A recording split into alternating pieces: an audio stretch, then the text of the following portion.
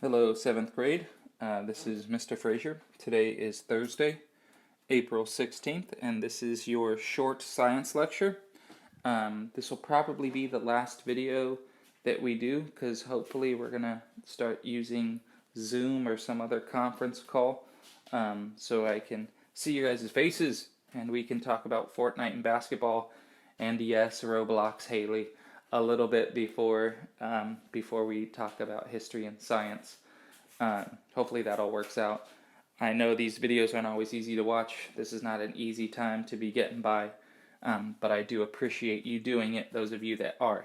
So, just a quick announcement as we look at this blank screen.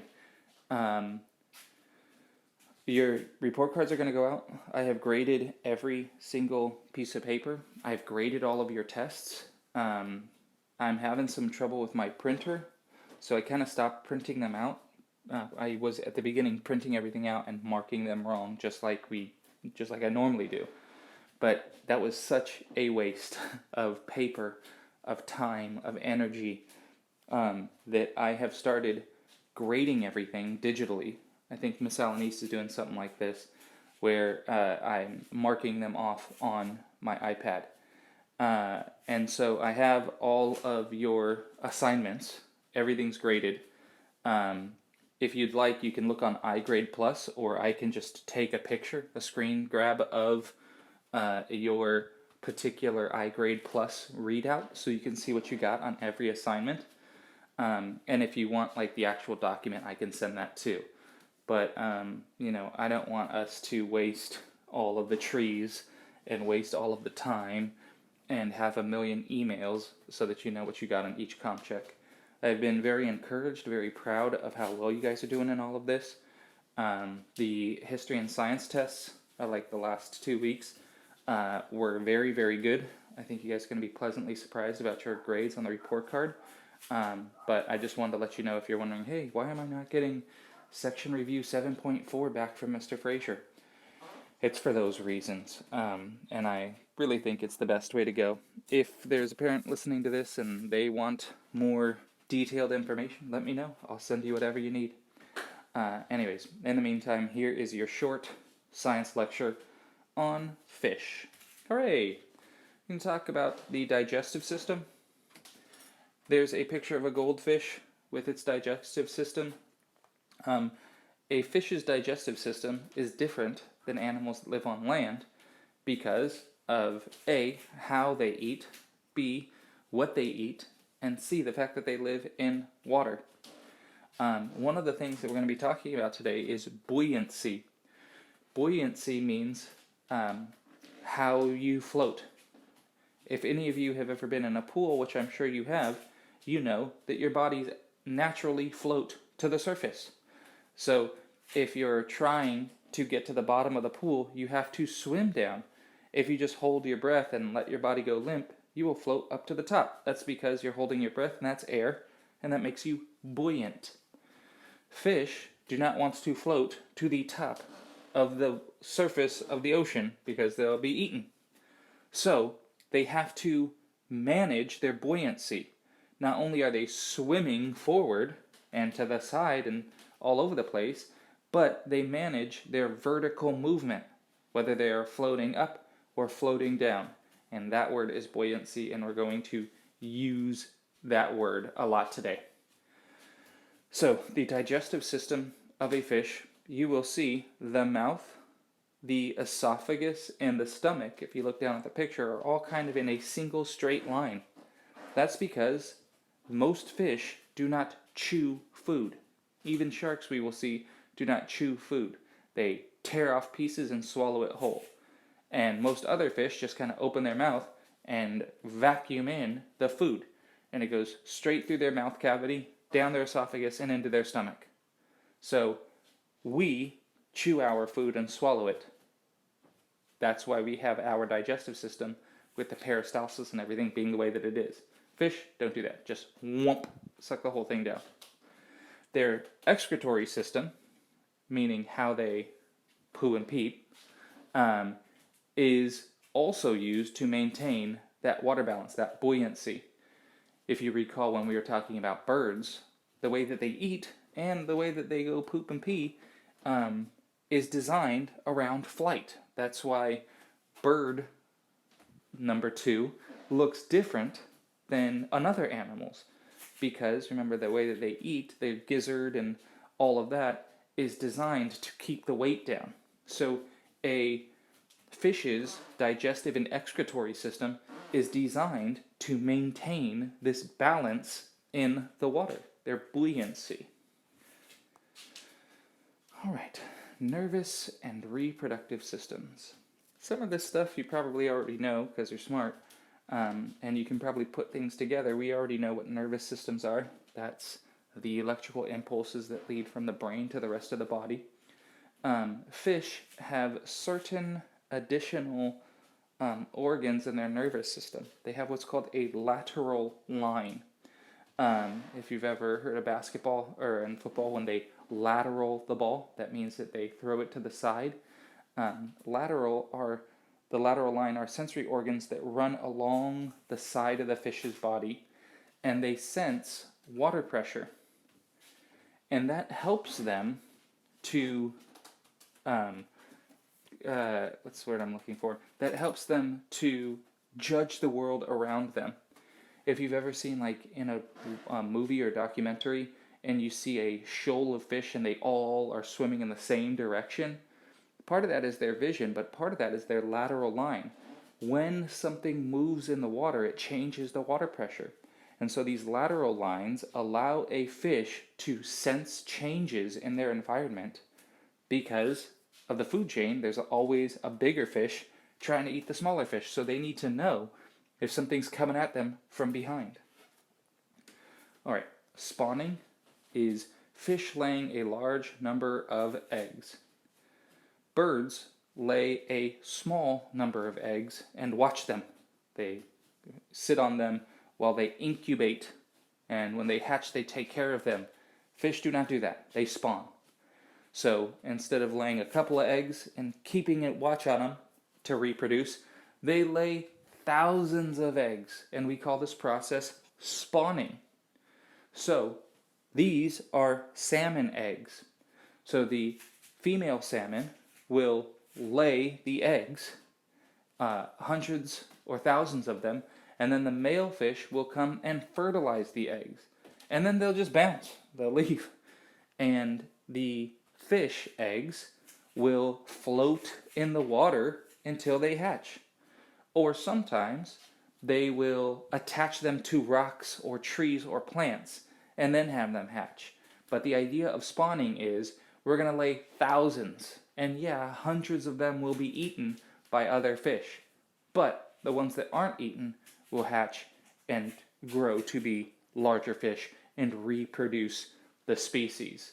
So they're playing the numbers game. Now, when we talk about plankton later in the chapter, when we think of plankton, we think of SpongeBob SquarePants, the angry dude trying to steal the Krabby Patty formula. But plankton are all the microscopic plants and animals in the sea. And fish eggs will often count because they'll be floating in the sea. And so they will be eaten up by other animals, just like we eat eggs. So that is the process of reproducing, spawning, laying hundreds, thousands of eggs, and then just counting that some of them will make it past the predators. There are certain fish that give birth to live young. We call these live bearers. Some sharks are live bearers, but the vast majority of fish spawn. They lay eggs, and the vast majority lay hundreds and thousands of eggs, large quantities. You're going to need to know that word, spawning. All right, next slide. Special organs. Certain fish have developed crazy special organs. Some of them are stinging organs. This jellyfish has special organs that sting and paralyze its prey. So as the jellyfish is floating along through the water, if any animal, even a human, touches its tentacles, they will automatically, like a mine, like a tripwire, shoot out stinging projectiles into the prey. Now, if it's something big like a human, that usually just means excruciating pain. But if it's a fish or something smaller, it will paralyze it. And then once it's paralyzed and can't move, it is drawn up into the bell of the jellyfish where it is digested. That is one example of a special organ. But they have all kinds. Almost all fish have what's called a swim bladder, and that is a gas-filled organ that helps regulate that buoyancy. Once again, we're talking about that. So it's kind of like a submarine, if any of you know how a submarine works. When a submarine wants to go down in the water, it ejects air from the ship. And the more air that it ejects, the heavier or less buoyant the submarine is, and it goes down. When a submarine wants to go back up towards the surface, it draws in air and makes the ship lighter or more buoyant. The same thing for swim bladders with a fish. They fill it up with air and they float up. They eject some of the air and they float down. Swim bladder. Some fish have electric organs. The electric eel can, all of our bodies, create electricity. Your and mine, lions, mice, any animal creates electricity. That's what the nervous system is, right? But certain animals can produce more energy and then store it. So the electric eel, it's not the only one, but it's the most popular one, can produce larger and larger currents of electricity. And then it stores it in special organs in its body. And then if it is startled or if it is attacked, it will release that electric pulse in one quick flash. And it's literally like tasing a fish. There are people that have lost their lives to electric eels. The electric eel doesn't eat them, but they stepped on them in the water and they got electrocuted and had a heart attack, or they got electrocuted and fell down in the water and drowned because they can discharge a significant electric current. And that is special. We don't have that in land animals or birds. Another special organ are photophores. Remember, anytime you see the word photo, that means light. And photophores are organs that produce light. You have all seen Finding Nemo, I'm sure, but there are animals that can produce glowing lights on their body.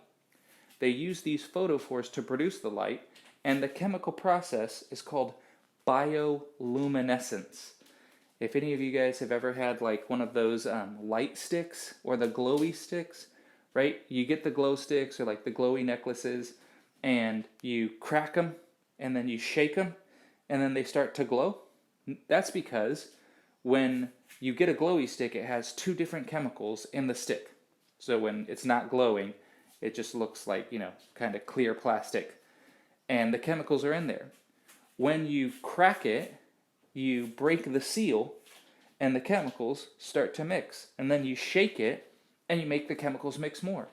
And the chemical reaction of the glow sticks cause it to glow. Green, red, blue, purple, whatever. It's the same process for fish. So you see that jellyfish is glowing. It's using bioluminescence. If you're a fish that lives in the deepest parts of the ocean, the sun doesn't reach there, so it's literally pitch black. Well, how are you supposed to find other jellyfish to mate with? Or how are you supposed to find your food? You have to produce your own light because you don't get it from the sun. So, the chemical process is called bioluminescence. The actual organs that produce the light are called photophores. I hope that made sense, because that's going to be on your test. All right. Cartilaginous fish. We have been talking about bony fish so far in this chapter, meaning most fish that have bones. But some fish do not have bones. We call them cartilaginous fish. Fish that don't have bones, instead, they're made up of cartilage. Cartilage is the same substance that makes up your nose, makes up your ears. You have it in your joints. It's kind of a tough, rubbery substance. If you grab your nose and kind of shake it right now, your nose is tough, but it's kind of rubbery. You can move it. And that a shark and rays are cartilaginous fish, which is why you can't find shark skeletons. You can't find shark fossils because they don't have bones that can be fossilized. The only thing in a shark that is hard is their teeth. So a great white is basically this huge mouth with all of these rows of teeth, surrounded by this relatively soft body. But cartilaginous fish do not have bones. So remember, the two groups are bony fish, cartilaginous fish. The vast majority of fish are bony fish. If it's cartilaginous, then it is either a shark or a ray. So let's start with sharks. Oh yeah. That's a cool picture. That is a picture of a great white breaching. That word breaching means it swims. Sharks, great white sharks, hunt their prey. They swim really low and they look up at the surface of the water. And then when they see something, they swim up from below and grab it and pull it out of the water. That's why a great white is dark on the top and light on the bottom. Because let's say you're a seal and you're in the water and you look down to see if there's any sharks below you trying to eat you, because it's dark on the top, it blends in like camouflage. Well, let's say that you're a other kind of fish and you're swimming below it and you look up to see if there's a shark around.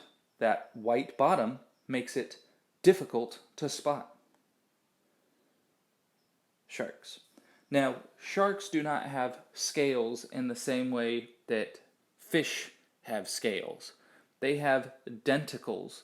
Now, if you can kind of close your eyes and imagine fish scales, they kind of overlap like armor. If you saw that movie Aquaman, right, and his armor kind of overlaps like fish scales. Shark scales, denticles, do not overlap. They look almost like kind of tiny, sharp mushrooms. And a shark has rough skin. If you were to run your hand along it, on one side it would feel rough. If you rub your hand along it from back to front, you'll cut your hand because these sharp little denticles. And they are designed to lower drag in the water and make sharks faster. If they just had smooth skin, ironically, the shark would not be able to swim as fast. Now, sharks do have gills. That's how they breathe the oxygen through the water, but they also have spiracles that are tiny holes behind the eyes that help with their respiratory and circulatory systems. Sharks have large jaws and they swallow their prey whole by and large. The great white and other, like a tiger shark, have sharp teeth so they can bite off chunks, but they don't chew their food like we do, right? If you think of yourself eating a hamburger, you bite off a chunk, but then you chew it, and then you swallow it. Sharks don't do that. They bite off a piece and they swallow it whole. Other sharks, like the whale shark, just kind of vacuum up the water and they filter feed. Sharks have extremely large livers. In fact, the largest liver in an animal is the great white's liver. And that enables it to eat basically anything. People have found great white sharks with like car tires and plastic bottles in their body, in their stomach. And what would kill most other animals, a shark kind of just digests and passes through. I don't know about the car tire, but sharks can eat just about anything and not choke on it because they have these huge livers that can help them digest almost anything. It's huge. Side note, there are killer whales that hunt great white sharks, some of them even off the coast of Los Angeles, and many of them, after they kill the great white, they don't even eat the whole shark, they just eat the liver. Ugh, it's kind of gross, but interesting. All right, nervous and reproductive systems. Sharks are highly skilled hunters that can sense electrical pulses. If you're a shark and you're swimming through the ocean is big, how do you find the prey that you're trying to eat? Well, you can sense the movement in the water, and you can even sense the electromagnetic fields. Even a heartbeat can be used to locate prey animals. So, sharks can be swimming through the water and they can sense the electrical fields being given off by animals that are hiding. And that's one of the ways they find them. Now, just a side note again, do not worry about sharks attacking you. Sharks know what they eat. Great whites are not like swimming around because they can't find anything. If a great white wanted to get a human, it could do it very easily. They don't eat humans. The only people that are ever attacked by sharks, it's an accident, and you have a greater chance of winning the lottery or being struck by lightning than being attacked by a shark. So please don't let all this scary information keep you from going and swimming and enjoying the ocean. But they can sense the electrical impulses in the water. Sharks also have what's called eye shine. It's a reflective plating behind the eyes that helps amplify light. If you've ever been driving at night and you see a cat's eyes are glowing, cats have the same thing. So the moonlight hits their eyes and reflects off of the eye shine and enhances their vision, kind of like a night scope in a video game. So sharks can see well even in the dark. A shark's reproductive system is more complicated than bony fish. Most sharks do not just spawn like a salmon. Some, like I said, give birth to live young. Some sharks have what's called a mermaid's purse. It's kind of a silly name, but they lay their eggs and they hold them in this organ on their body. It's not an actual purse that they're holding, it's like a part of them.